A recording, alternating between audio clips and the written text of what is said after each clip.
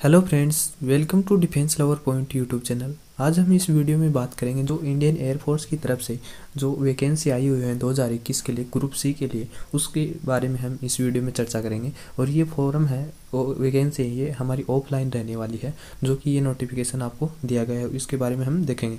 ये किन किन के लिए वैकेंसी आई हुई है। ये MTS, cook, LDC, fireman, steno, painter, mess staff, इन सभी के लिए ये भर्तियाँ आई हुई हैं। और इनके लिए कौन कौन अप्लीकेबल हो सकता है, इनमें अब 10th 12th और ITI और ग्रेजुएशन, ये सभी लोग इसमें अप्लीकेबल हो सकते हैं। इनको फॉर्म को फिलअप कर सकते हैं। तो चलो अपने नोटिफिकेशन की तरफ चलते हैं।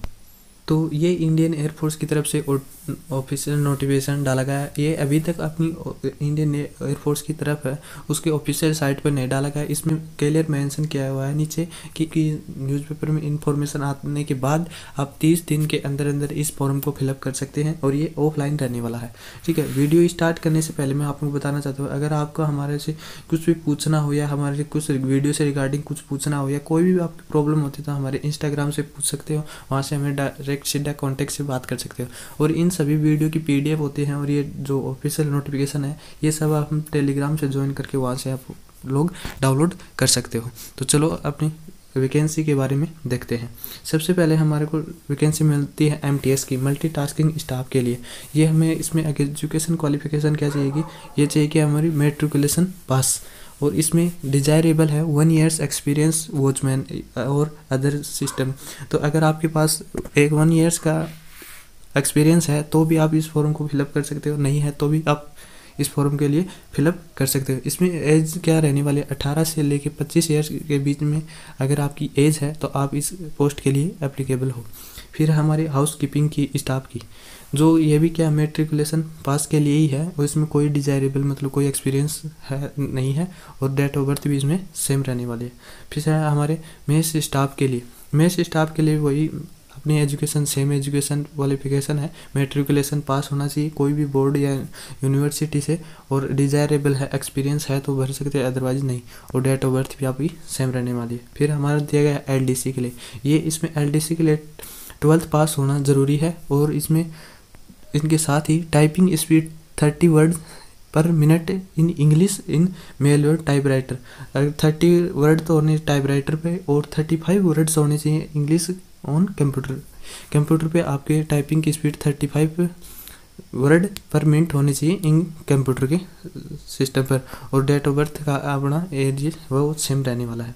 फिर इसके बाद आते हैं कलरक हिंदी टाइपिस्ट है, वो भी सेम क्वालिफिकेशन जो LDC के लिए 12th पास होना चाहिए, और इसमें टाइपिंग है वो 25 वर्ड 25 वर्ड पर मिनट इन हिंदी टाइप राइटर के ऊपर, और 30 वर्ड्स हैं वो हिंदी में इन कंप्यूटर पे होना चाहिए। ये आपको टाइपिंग की स्पीड होनी चाहिए, और डेट ऑफ बर्थ सेम रहने वाली है।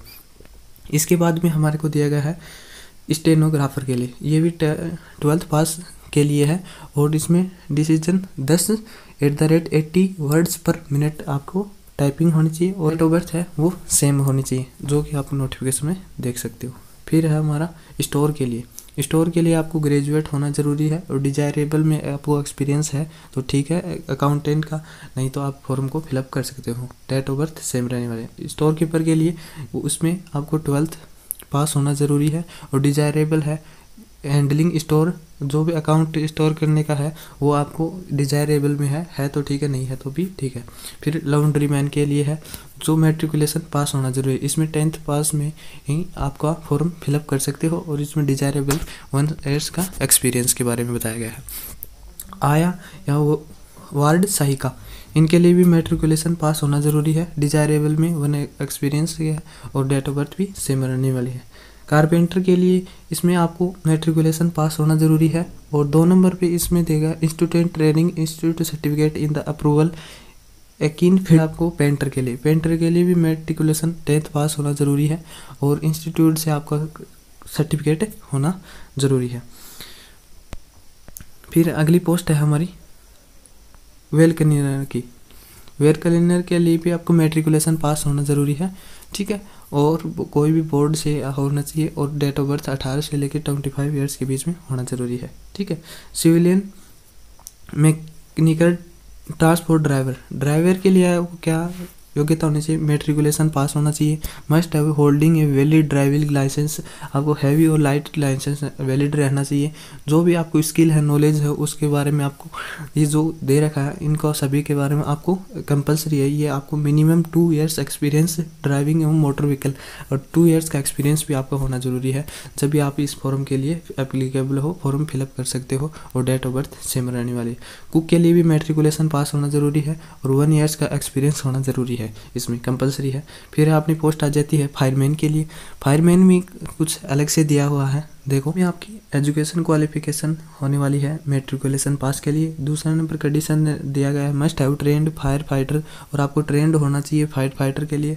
तीसरी कंडीशन है must be covered with the use and maintenance of type existing, ये होना जरूरी है। चौथा अपने फिजिकल फिट एंड कैपेबल, मतलब आपको फिजिकल फिट होना चाहिए। ये सभी इसमें कंडीशन दिए गए हैं और ये आपके पास हैं तो आप इस फॉर्म के लिए अप्लीकेबल हो सकते हैं।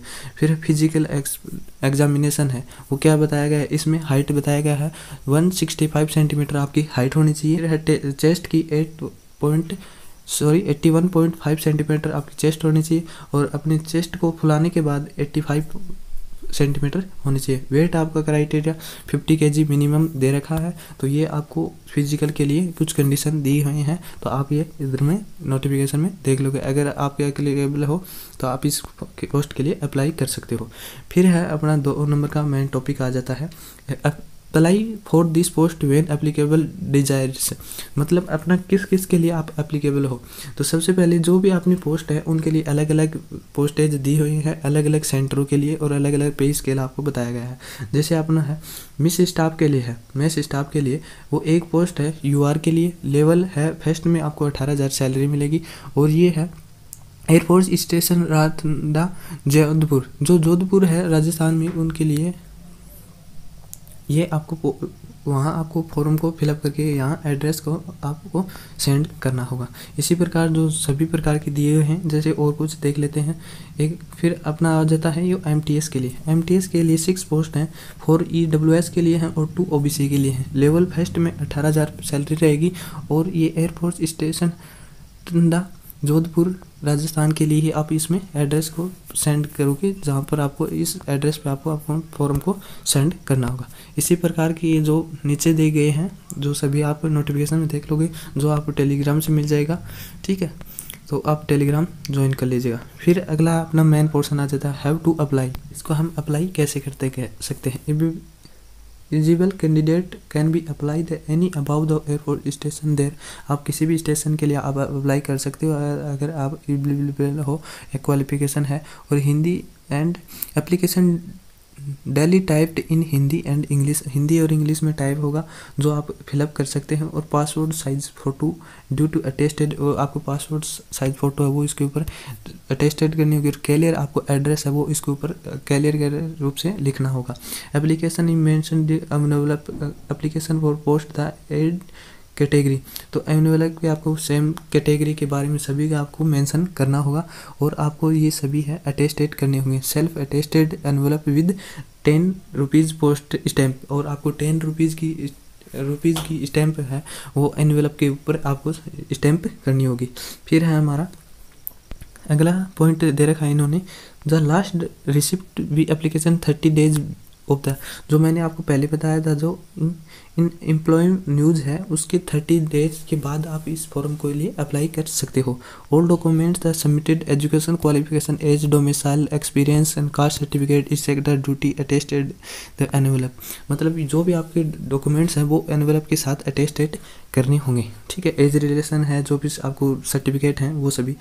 इन case OBC candidate apply the received quota, अगर आपको कोटा है जो ओबीसी के अंदर जो एज रिलेशन का, वो आप भी इसके साथ अटेस्टेड कर सकते हो। और साथ ही एक्स सर्विसमैन सबमिटेड, जो भी कोई एक्स सर्विसमैन है तो अपना जो भी रिसिप्ट होती है, कैटेगरी होती है, वो आप इसके साथ अटेस्टेड कर देंगे।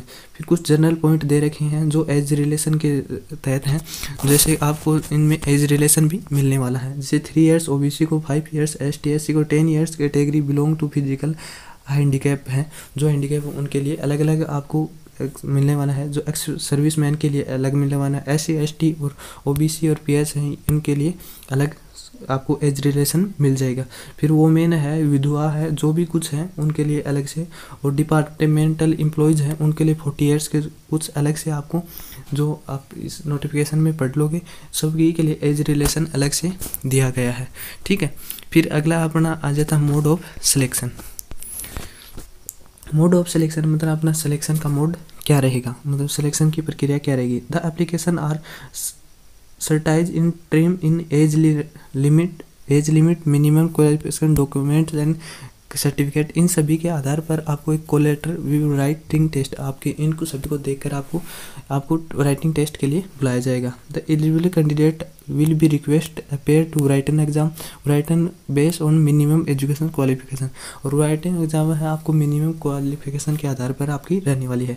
तो राइटिंग एग्जाम कंसिडर्ड ऑफ, इसमें आपको क्या क्या सिलेबस रहेगा रिटन एग्जाम में, general intelligence, reasoning, numerical aptitude, general English और जनरल अवेयरनेस, ये सब आपको इसमें क्या रहने वाला है, सिलेबस रहने वाला है। और ये पेपर है आपको, the questions are can paper will be Hindi and English, और हिंदी और इंग्लिश में ये आपको पेपर रहने वाला है। The required number of the candidate will B short listed, और बाद में इसको आपको शॉर्ट लिस्टेड कर लिया जाएगा आपकी स्केल के अनुसार, राइटिंग एग्जाम के जो भी मार्क्स हैं उनके अनुसार। The shortlisted candidate be bring original certificate copied of the which are annexed with application, और जो भी एप्लीकेबल होगा, जो पास हो जाएगा उनके लिए आपको शॉर्ट लिस्टेड कर लिया जाएगा, उनके अपने डॉक्यूमेंट्स के लिए जमा कर लिए जाएंगे। फिर ये आपके सिलेक्शन की प्रक्रिया रहने वाली है। इसके बाद में ये अपना नोटिफिकेशन है, जो एप्लीकेशन फॉर्म है, ये ऑफलाइन फॉर्म आपको डाउनलोड करना होगा, और ये आपका फॉर्म रहने वाला है जो कि आपको टेलीग्राम से मिल जाएगा, वहाँ से आप डाउनलोड कर लेना।